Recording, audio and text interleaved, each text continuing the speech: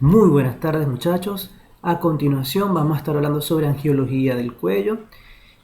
Este video lo volví a subir debido a que el anterior presentaba algunos detalles y lo vamos a dividir en dos segmentos. El primer segmento que vamos a ver hoy va a corresponder entonces a la arteria carótida común o primitiva, la arteria carótida externa y la arteria carótida interna. La arteria subclavia va a ser desarrollado en una segunda parte. Entonces, vamos a recordar que el cuello tiene compartimientos y que ese compartimiento está rodeado por esta estructura que está acá, que es la fascia cervical superficial.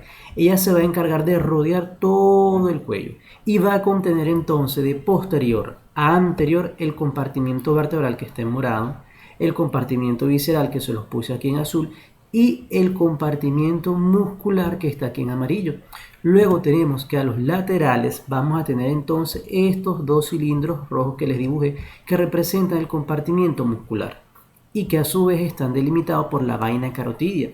Esa vaina carotidia va a contener estructuras vasculares importantísimas, entre ellas la arteria carótida común o primitiva.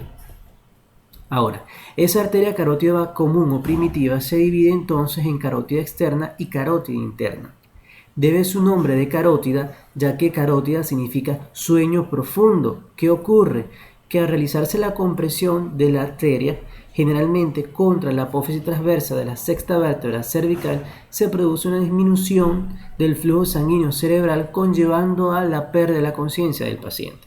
Ahora, aparte de la arteria carótida común que se encuentra dentro del compartimiento vascular del cuello, está también esta otra arteria que es la arteria subclavia.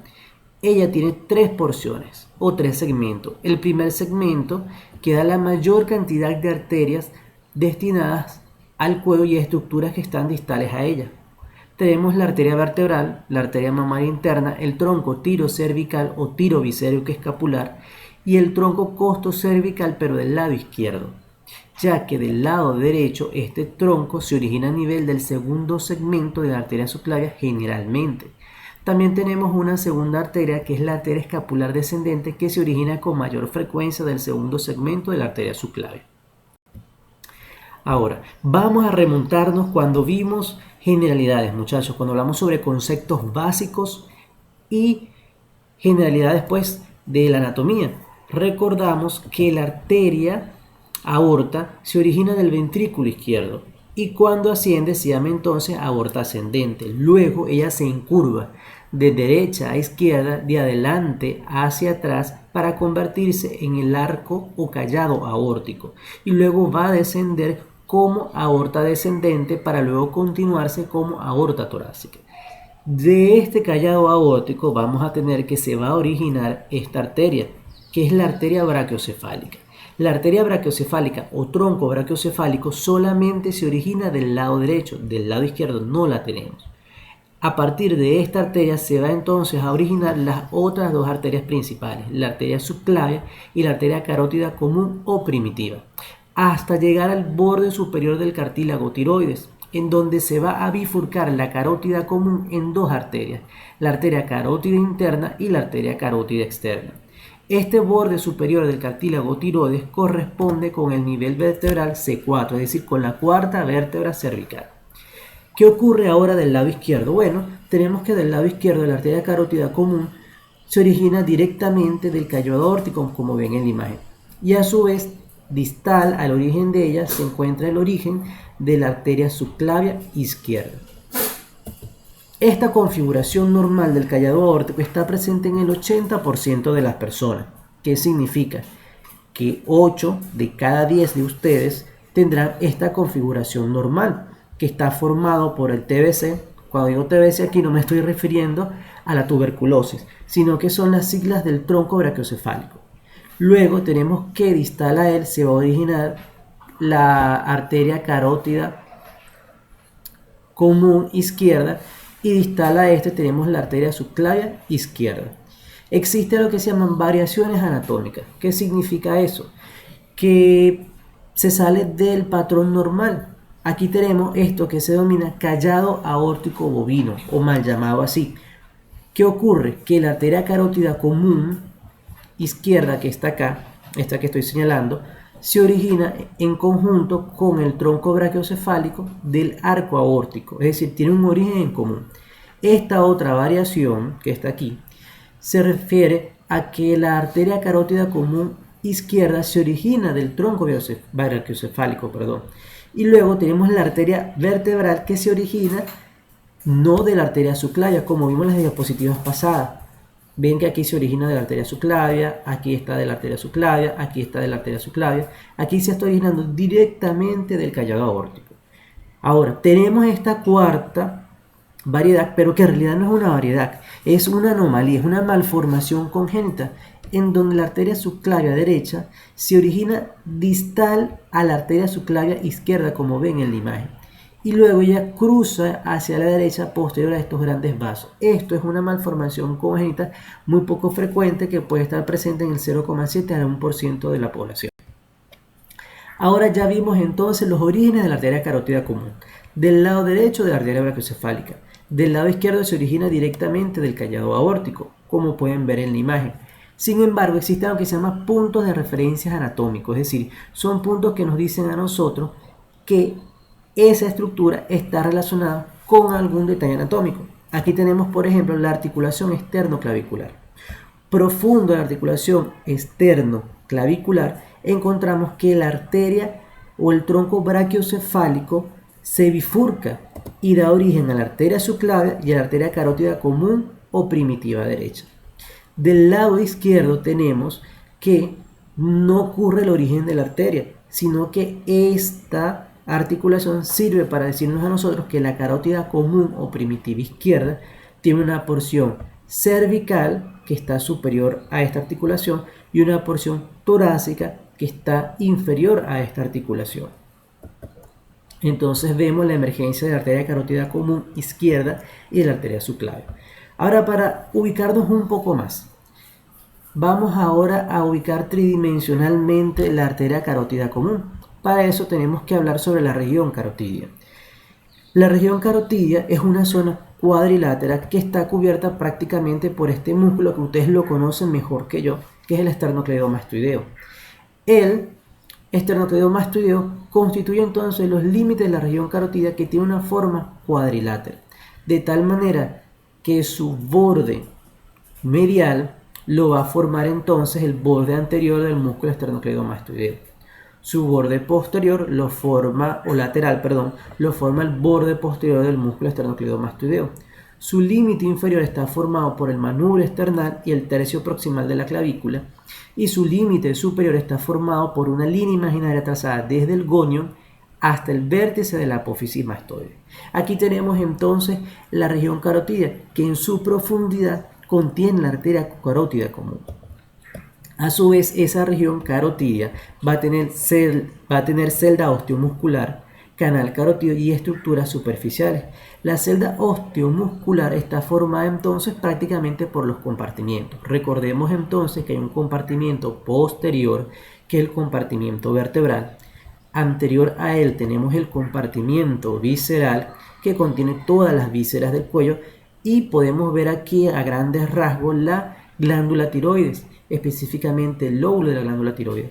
Y anterior a él tenemos entonces el compartimiento muscular, que contiene a todos los músculos infrayoideos. Anterior a este compartimiento muscular tenemos la fascia cervical superficial, que se desdobla, contiene el esternocleidomastoideo y luego el trapecio, y se une en la línea media para sentarse en la apófisis espinosa de las vértebras cervicales. Vemos entonces cómo la fascia cervical superficial contiene todas estas estructuras. Ahora, aquí hay un espacio.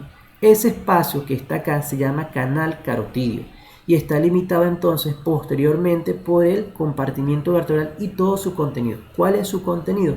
Por ejemplo, la apófisis transversa de la vértebra cervical, los músculos prevertebrales, que incluyen entonces, por ejemplo, el músculo escaleno anterior. Luego vemos que anterior y medial al canal carotidio está entonces el compartimiento visceral, pero más próximo a él está el lóbulo de la glándula tiroides. Anteriormente tenemos entonces el compartimiento muscular, y el más próximo a este, al canal carotidio, es el músculo omoideo, específicamente su vientre superior, que cruza anteriormente la carótida común. Y luego lateralmente tenemos entonces el músculo esternocleidomastoideo. que forma su límite lateral junto con la fascia cervical superficial. Todo este canal carotidio va a contener varias estructuras que están dentro de la vaina carotidia, que es eso que vemos en rojo, y estructuras que están fuera de la vaina carotidia. Dentro de la vaina carotidia vamos a tener entonces la arteria carótida común o primitiva, la vena yugular interna y el nervio vago. Fuera de ella tenemos que hay estructuras que están en el canal pero fuera de la vaina, como por ejemplo el nervio hipogloso, la cadena linfática ganglionar, el asa cervical. Y así ya hemos visto gran parte de las relaciones de la carótida común, pero a nivel de un corte transverso que corresponde o realizado a nivel de la séptima vértebra cervical. A su vez tenemos otra serie de relaciones. Ya vimos la relación que tiene con el esternocleidomastoideo, que es importantísima, que es una relación anterolateral, y este músculo va a cubrir los 2/3 inferiores de la arteria carótida común. Su tercio superior va a cubrir parcialmente con su borde anterior a la arteria carótida común. Ahora, en esta visión anterior hemos quitado el esternocleidomastoideo y vemos en la profundidad el contenido del compartimiento vascular. Se ha quitado la vaina carótida y vemos entonces que lateral está la vena yugular interna, medial tenemos la arteria carótida común y vemos entonces cómo el vientre superior del homoideol la cruza anteriormente. También vemos cómo se relaciona anteriormente con los músculos infravenoideos, excepto este músculo que es el tiroideo. Y también vemos cómo anteriormente es cruzada por la vena tiroidea superior y por la vena tiroidea media, y cómo el asa cervical se relaciona superficialmente con ambas estructuras. Aquí tenemos una visión lateral donde estamos viendo entonces aquí la carótida común, esta que está acá, y vemos que se relaciona superficialmente con el asa cervical y que guarda una estrecha relación con el borde posterior de la glándula tiroides. Si vemos detrás de la arteria carótida común o primitiva, en su tercio inferior se relaciona posteriormente con la arteria tiroidea inferior que la cruza, esta que está acá, que la cruza y pasa por detrás de ella. También tenemos aquí otra arteria más que es la arteria vertebral. Recuerden que la arteria vertebral y la arteria y el tronco tirocervical, que es este que está acá, se origina de esta arteria que es la arteria subclavia, específicamente de su primera porción. Como les mencioné en un inicio, esta arteria tiene 3 porciones o 3 segmentos. El primer segmento que está medial al escaleno anterior, el segundo segmento que está posterior al escaleno anterior, pero está a su vez ventral al escaleno medio, y la tercera porción que se ubica externamente al borde lateral del escaleno anterior. Aquí tenemos ahora una visión anterior, en donde hemos resecado parcialmente la arteria carótida común primitiva y la vena yugular interna. Se está haciendo una retracción medial de la glándula tiroides y pueden ver entonces que ella posteriormente su profundidad se relaciona con esta arteria. Esta arteria, como ya les mencioné, es la arteria vertebral. Si nos vamos un poco más hacia afuera, es decir, hacia lateral, vemos que el tronco tirocervical o tiroviscerio que escapular da entre otras de sus ramas, entre muchas de sus ramas, da a la arteria tiroidea inferior que pasa detrás del nervio vago, pasa detrás de la cadena simpática ganglionar para llegar entonces a la glándula tiroides. Y aquí vemos un triángulo que se llama triángulo de Waldeyer. Ese triángulo que está acá es un triángulo cuyo vértice corresponde con la sexta vértebra cervical. Y a ese nivel la arteria vertebral va a ingresar para pasar al foramen transverso de esa vértebra. Aquí vemos que está el ganglio simpático medio y el ganglio vertebral, que es un ganglio simpático. Y vemos entonces que entre la arteria carótida común o primitiva y la vena yugular interna se ubica entonces el nervio vago, el cual desciende y forma un asa alrededor de la arteria subclavia, también llamada asa subclavia, para luego dar origen al nervio laríngeo recurrente. Ahora, ¿en dónde finaliza la arteria carótida común o primitiva? Ya dijimos que finaliza aquí. a nivel del borde superior del cartílago tiroides, lo que corresponde con la cuarta vértebra cervical, pero cuando ella finaliza en lo que se llama bifurcación carotidia. El trayecto o la longitud de la arteria carótida común es de 12 centímetros aproximadamente y tiene un diámetro de 8 milímetros. Ya les mencioné esto. Ahora, esta bifurcación, que es en donde se divide la carótida común, en el 65% de los casos ocurre a nivel de la cuarta vértebra cervical. Un 30% puede estar por arriba o un poquito en la parte superior, un 35% un poquito por abajo, pero en menos del 1% hay una bifurcación alta a nivel de C2 y en el 1% hay una bifurcación baja a nivel de C6. En conclusión, en la mayoría de las personas la bifurcación carotidia ocurre a nivel de el nivel vertebral C4. En esta bifurcación carotidia existe lo que se llama seno carotidio, que es una dilatación que ocurre en ella principalmente hacia la carótida interna. Ella va a contener en su interior receptores de presión, llamados varoreceptores, y ellos se encargan de sensar la presión arterial. Cuando el organismo presenta una disminución de la presión, ella lo capta y va a establecer mecanismos compensadores para restablecer la tensión arterial. A su vez, hay una estructura que se llama corpúsculo carotidio. No es igual que el seno carotidio. El corpúsculo carotidio es considerado por algunos autores como Bouchet como una estructura glandular que se ubica en el interior de la bifurcación carotidia y que tiene quimioreceptores, es decir, ellos se encargan de sensar algunos químicos o algunas sustancias que están presentes en el torrente sanguíneo.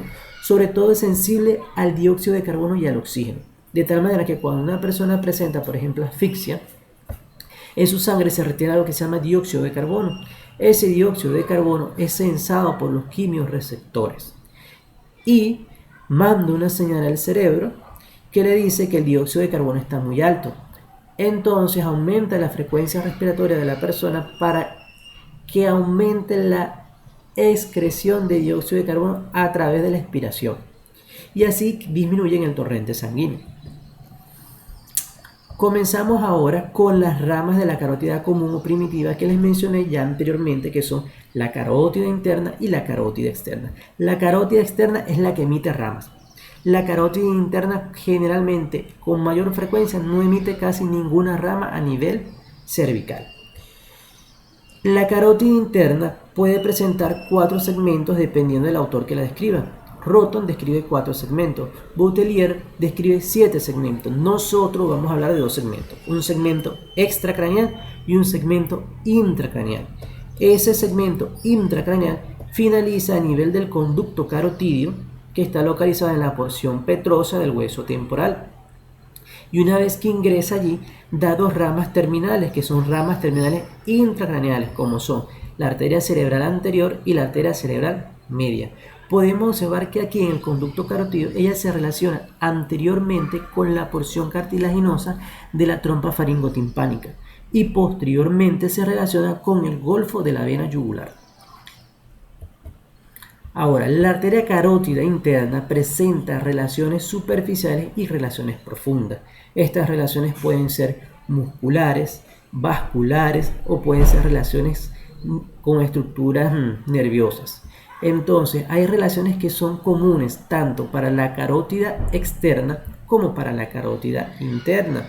Por ejemplo, el vientre posterior del digástrico se ubica externamente o lateralmente tanto a la carótida externa como a la carótida interna.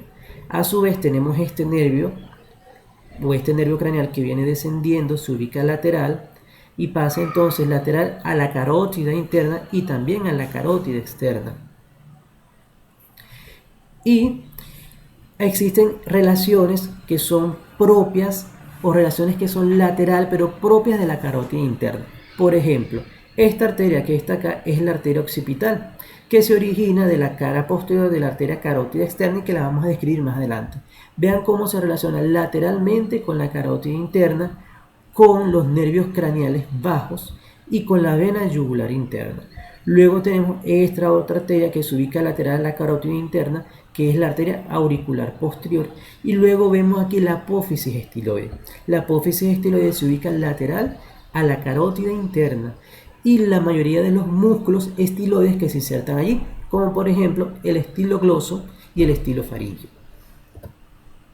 Aquí tenemos una imagen donde podemos observar también otras estructuras, en este caso nerviosas, como este nervio que está acá, que es el nervio glosofaringio. Entonces, el nervio glosofaringio está lateral a la carótida interna, pero él a su vez se ubica medial a la carótida externa. ¿Qué significa? Que hay estructuras como los músculos estiloides y el nervio glosofaringio que se ubican entre la carótida externa y la carótida interna, de tal manera que lo que es medial a la carótida externa, como ven aquí, a su vez es lateral para la carótida interna. En su profundidad, esta carótida interna se va a relacionar con los constrictores superior y medio de la faringe. También va a estar relacionado con la rama faríngea del nervio vago y con el nervio laringio superior, que es una rama del nervio vago. ¿Cuáles son entonces? Bueno, ya vimos las relaciones de la carótida interna. Ahora vamos a hablar sobre la carótida externa, que es la más extensa, porque el resto de la carótida interna la vamos a estudiar cuando veamos neuroanatomía. El origen es lo mismo a nivel de la bifurcación, el borde superior del cartílago tiroides, a nivel de la cuarta vértebra cervical. Esta arteria carótida externa, que es esta que está acá, tiene dos ramas terminales, que es la arteria maxilar profunda y la arteria temporal superficial. Pero existe una forma de nosotros ubicar topográficamente esta terminación de la carótida externa. ¿Cómo? Bueno, trazamos una línea imaginaria que va desde el gonio o el ángulo mandibular hasta el vértice de la apófisis mastoidea. En el punto medio de ella ascendemos y aquí nos vamos a ubicar posterior al cuello del cóndilo mandibular. En este punto va a ocurrir entonces la bifurcación o va a dar las ramas terminales la carótida externa. Y aquí tenemos la maxilar profunda y la temporal superficial. Ahora, la carótida externa, como les mencioné en las diapositivas pasadas, tiene relaciones laterales comunes, tanto para la carótida interna como para ella.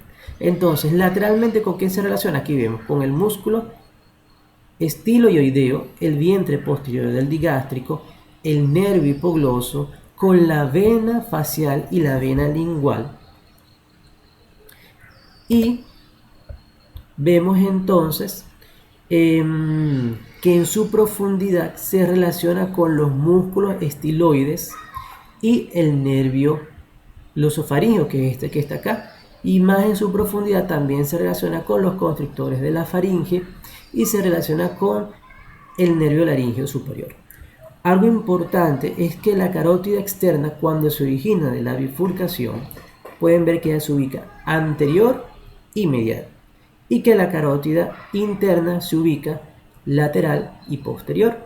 Luego, al pasar 12 milímetros, la carótida interna va a cruzar en un ángulo de 90 grados o un ángulo recto, por más sencillo, a la carótida externa para ubicarse posterior y medial a la misma. Esta arteria carótida externa es la que emite las ramas a nivel de la región cervical. Tenemos aquí entonces una representación esquemática de las ramas de la carótida externa, siendo la primera rama la arteria tiroidea superior, como ven en la imagen, que se origina de la cara anterior. Luego tenemos que de la cara medial se origina esta arteria de poco calibre, que es la arteria faríngea ascendente. Luego, en tercer lugar, tenemos que se origina de la cara anterior esta arteria, que es la arteria lingual. Luego, superior a ella, tenemos esta otra arteria, que es la arteria facial, y que a veces, en algunas ocasiones, se puede originar junto con la arteria lingual en el tronco limbofacial. Luego tenemos que en la cara posterior se origina esta otra arteria que corresponde a la arteria occipital. Luego tenemos que en esa misma cara se origina la arteria auricular posterior y llegamos a las ramas terminales, que son la maxilar profunda o interna y la arteria temporal superficial. Vamos a comenzar entonces ahora con las ramas de la arteria carótida externa. Específicamente vamos a describir cada una de ellas. Comenzamos con la arteria tiroidea superior. Sabemos entonces que ella se origina inferior o caudal al hueso hioides y que una vez que ella se origina guarda relación con el nervio laríngeo superior Una de sus primeras ramas es esta ramita que está acá, que se ubica inferior al cuerpo del hueso yoide, que se llama la arteria infrayoidea. Ella se va a anastomosar con la arteria infrayoidea contralateral, es decir, con su homóloga, para darle irrigación a estas estructuras, y vemos cómo guarda una íntima relación con la membrana tiroidea. Luego tenemos una segunda rama que está aquí, que es la arteria laringea superior. Ella perfora la membrana tiroidea y va a pasar a ella junto con la vena tiroidea, la vena laringea superior, perdón. Esta es la vena laringea superior y esta es la arteria laringea superior. Y va a pasar para acá a la laringe junto con un nervio, como ven acá, que es el nervio laringeo interno, que es una rama del nervio laringeo superior. Luego tenemos otra rama más, que es esta rama que viene por aquí y llega acá, que es la arteria cricotiroidea, que le da irrigación al músculo cricotiroideo. Y luego tenemos las ramas glandulares que están destinadas a la glándula tiroides. Tenemos también una pequeña rama que está aquí, que está cortada, y que es una rama que atraviesa la vaina carotidia. Vean cómo se relaciona anteriormente con la arteria carótida común, o más que todo con la bifurcación. Se relaciona anteriormente con la vena yugular interna, perfora la vaina la vaina carotidia, si estuviera aquí presente, y le da irrigación al músculo esternocleidomastoideo, por lo que esa rama se llama arteria mastoidea. Aquí les dejo entonces unos stickers para identificar dónde están las ramas, porque a veces decimos, ¿dónde está la rama? ¿Dónde fue que la nombró? Que no sale en el atlas, que no la veo en la presentación, que no me acuerdo. Aquí la tenemos entonces, la arteria infrayoidea, la arteria laringea superior, la arteria esternomastoidea, la arteria cricotiroidea y la arteria glandular o ramas glandulares. La segunda arteria, que también se origina de la cara anterior de la carótida externa, es la arteria lingual. Como pueden ver, esta arteria lingual se origina superior al vértice del asta mayor del hueso yoide, que es esto que está acá. Y tiene tres porciones relacionadas con el músculo hiogloso, que va del hueso yoide a la lengua. La porción que está antes del músculo hiogloso se llama segmento posterior. La que está detrás del músculo hiogloso se llama segmento profundo o el segundo segmento, y el que se ubica hacia acá adelante es el segmento anterior o el tercer segmento. Vean entonces que para poder observar el segundo segmento es necesario quitar el músculo hiogloso para poder visualizarlo. Cuando se origina la arteria lingual, ella forma un asa y se adhiere o se ubica superficialmente al músculo constrictor medio de la faringe. En este punto ella se relaciona lateralmente con el nervio hipogloso. Luego se dirige anteriormente para convertirse en el segmento profundo y da una rama, que es la arteria dorsal de la lengua. Luego continúa anteriormente y aquí se convierte ahora en su segmento anterior y da dos ramas. Esta rama, que es la arteria sublingual destinada a la glándula sublingual, y esta rama que asciende entre el músculo genioglosso y el longitudinal inferior de la lengua, que se llama arteria lingual profunda o profunda de la lengua. También es conocida como arteria ranina. Ella llega y se anastomosa con la arteria ranina contralateral, y vemos entonces que existe ya aquí una circulación colateral entre ambas carótidas externas. Aquí les doy nuevamente los stickers para recordar cada una de las ramas de la arteria lingual. Ahora la arteria facial. La arteria facial también se origina de la cara anterior de la carótida externa. En ocasiones puede originarse de un tronco en común con la arteria lingual, por lo que se llama tronco lingofacial, y se ubica un poco superior al hueso hioide. Ella tiene dos segmentos, un segmento cervical y un segmento facial. El segmento cervical va desde su origen hasta el borde inferior del cuerpo mandibular, y el segmento facial es el segmento que va distal a este borde inferior. Sabemos que una vez que se origina la arteria facial, ella se va a dirigir anteriormente y se va a ubicar superficial al músculo constrictor medio de la faringe, al músculo hiogloso, llega al borde posterior de la glándula submandibular y aquí se encurva hacia arriba y hacia abajo. En este punto que va descendiendo, ella se relaciona aquí con el músculo pterigoideo interno, que va desde la cara interna del cuerpo mandibular hasta la apófisis pterigoide. En este punto que ella emerge, que se encurva, ella lo hace anterior a la inserción del músculo macetero, que no lo vemos porque el ángulo de la mandíbula y la rama ascendente del mismo fue quitado. Luego ella asciende y al ascender vemos que dan ramas que son faciales que las describiremos a continuación. Ahora, la porción cervical, su primera rama que emite es la arteria palatina ascendente, es esta arteria que está acá. Vemos cómo se ubica superficial al músculo constrictor medio de la faringe, al músculo estilofaringio, se ubica luego en la profundidad del músculo estilogloso, asciende, emite una rama que está aquí, que es la rama tonsilar, y llega al borde superior del constrictor superior de la faringe. Aquí hay un espacio, un hiato, ubicado entre la base del cráneo y el constrictor superior. Aquella desciende para irrigar el paladar blando. ¿Con quién desciende? Lo hace junto con el peristafilino interno o músculo elevador del velo del paladar y junto con la porción cartilaginosa de la trompa faringotimpánica. La segunda rama es esta que está acá, que es la rama tonsilar. Ella asciende, ¿verdad?, superficial a estas estructuras que ya la mencioné, perfora el constrictor superior de la faringe para irrigar a la amígdala palatina. Luego tenemos que aquí a nivel de la glándula submandibular emite una ramita que no la podemos ver, pero que son las ramas glandulares. Y luego anteriormente vemos que ella se ubica aquí superficial al músculo miloioideo y se llama arteria submentoniana. Este segmento que está acá, de aquí en adelante, entonces es el segmento facial de la arteria facial. En su segmento facial vemos que da entonces la arteria labial inferior, la arteria labial superior, que se anastomosa con las arterias homólogas del lado contrario. Luego sigue ascendiendo y da una arteria que es la arteria nasal externa, y luego en este punto se convierte en arteria angular.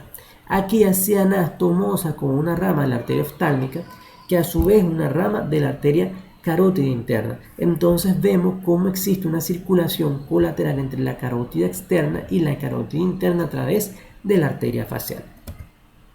Aquí les dejo nuevamente los stickers para recordar cada una de las ramas del segmento cervical de la arteria facial. Arteria palatina ascendente, la arteria tonsilar, la arteria submentoniana. Luego tenemos la arteria occipital. La arteria occipital es la primera arteria que se origina de la cara posterior de la arteria carótida externa y tiene tres segmentos: el segmento anterior al músculo esternocleidomastoideo, el segmento profundo al músculo y el segmento posterior al músculo. Este segmento que está anterior al esternocleidomastoideo guarda una relación muy interesante con este nervio que es el nervio hipuloso. Una vez que se origina la arteria occipital, ella asciende, y luego que asciende vemos cómo ella se ubica primero medial al nervio hipogloso, luego se ubica superior al nervio hipogloso y luego se ubica lateral al nervio hipogloso para dirigirse hacia atrás. En este punto, cuando se dirige posteriormente, vemos que ella se ubica lateral a la arteria carótida interna, se ubica lateral al nervio vago, se ubica lateral al nervio espinal y a su vez se ubica lateral al asa cervical, para luego ubicarse profundamente a estas estructuras que son el esternocleidomastoideo, el digástrico y a todas las estructuras musculares que se insertan en la apófisis mastoide, ya que medial a la inserción del músculo digástrico hay un surco que es el surco para la arteria occipital. Luego ya emerge del esternocleidomastoideo y perfora el músculo trapecio en la mayoría de los casos para dar su porción posterior. Antes del emerger, la arteria occipital emite una ramita que se llama arteria occipital descendente. En este punto, cuando la arteria occipital se ubica superficial al músculo oblicuo superior de la cabeza, emite una rama que desciende, por lo que se llama arteria occipital descendente. Y aquí a su vez da dos ramas más: la rama superficial y la rama profunda, que abrazan al complejo mayor de la cabeza. Esta rama, que es superficial, se va a anastomosar con la arteria cervical transversa, que es una rama del tronco tiroviscérico escapular. Entonces vemos aquí la anastomosis que existe entre el circuito de la carótida externa y el circuito de la subclavia. Luego esta arteria, que es la rama profunda, va a descender y se va a ubicar entonces entre el semiespinoso del cuello y el complejo mayor de la cabeza. Desciende, y en lo que desciende ya se va a anastomosar con una rama ascendente de la arteria cervical profunda. Y luego vemos que ya sigue su trayecto, perfora el músculo trapecio en la mayoría de los casos y se relaciona con este nervio que es el nervio occipital mayor. La arteria occipital también emite ramas esternomastoideas, emite ramas meningias destinadas a la dura madre, ramas occipitales, y en algunos casos puede emitir también la arteria faríngea ascendente. Otra de las ramas de la arteria carótida externa es la arteria auricular posterior. Esta arteria auricular posterior es la segunda rama que se origina de la cara posterior. Y una vez que ella emerge, lo hace por arriba, o mejor dicho, superior al borde superior, valga la redundancia, del vientre posterior del digástrico. Aquí se relaciona superficial y estrechamente con la apófisis estiloide y emite una rama que se llama la arteria estilomastoidea, que a su vez emite la arteria timpánica posterior, que está destinada a irrigar al oído medio y el oído interno. Cuando llega a la parte posterior de la porción ósea del conducto auditivo externo, da dos ramas. Da una rama auricular y da una rama occipital. Aquí vemos entonces, señalada aquí con la llamada, la arteria estilomastoidea. Queda esta arteria, que es la arteria timpánica posterior. Luego tenemos la arteria faríngea ascendente. Esta arteria faríngea ascendente es la única que se origina de la cara medial de la arteria carótida externa.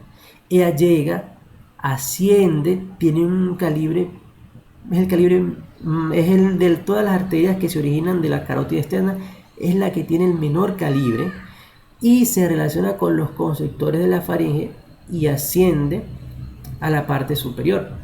Durante su trayecto emite ramas faringias, meningias y emite la arteria timpánica posterior. Específicamente emite esta arteria que está señalada aquí, que corresponde a la arteria meningia posterior, que ingresa a la fosa craneal posterior a través del agujero rasgado posterior o yugular posterior para darle irrigación a la dura madre de este segmento del cráneo.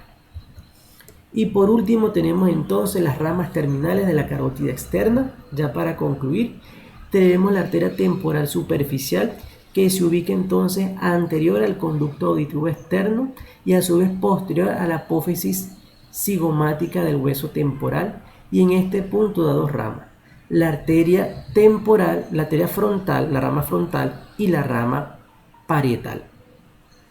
La arteria maxilar profunda no la vamos a estudiar aquí, ya que la vamos a detallar profundamente cuando veamos neuroanatomía.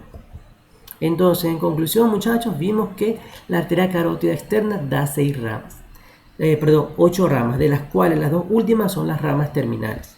Estas 3 son las ramas que se originan de la cara anterior, estas 2 se originan de la cara posterior y esta última entonces es la que se origina de la cara medial, y estas 2 son sus ramas terminales.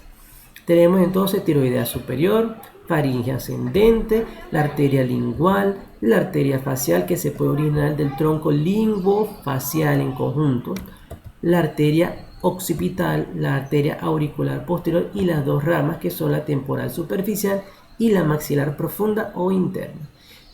Y así hemos concluido entonces la clase de hoy. Recuerden que la crisis es necesaria para que la humanidad avance. Solo en momentos de crisis surgen las grandes mentes, y espero, en nombre de Dios, que ustedes sean esas grandes mentes que van a surgir en medio de la crisis. Muchas gracias por su atención.